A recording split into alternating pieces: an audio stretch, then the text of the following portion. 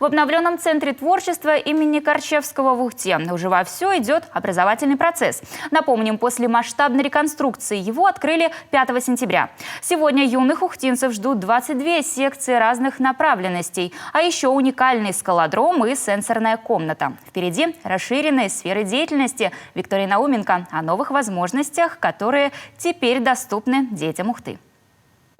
Для этих увлеченных ребят Центр творчества в буквальном смысле второй дом. И после преображений, которые произошли здесь за последний год, юные танцоры, вокалисты, театралы приходят сюда с еще большим удовольствием. Так Виктория Данилова занимается бальными танцами около 10 лет и помнит этот зал совсем другим. Стало намного удобнее здесь танцевать, потому что залы стали намного шире, просторнее. Здесь можно спокойно разойтись всем парам.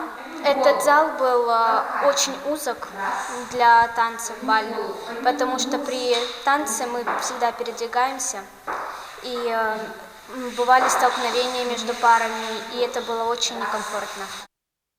Преобразилась и секция скалолазания. Кроме того, что в почти полностью прозрачном спортзале просто приятнее находиться, светлее, в окружении панорамных окон с живописными видами парка, уникальный обновленный скалодром позволяет проводить в Центре творчества соревнования любого уровня.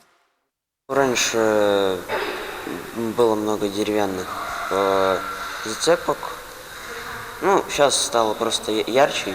Новые зацепки цепляются лучше. Тут соревнования на трудность можно проводить. Вот с верхней страховкой ребят пока, потом с нижней можно будет лазить. Одну треть, даже половину, можно сказать, с олимпийской системы уже можно тут использовать. Ждет малышей, в том числе с ограниченными возможностями, и интерактивная песочница.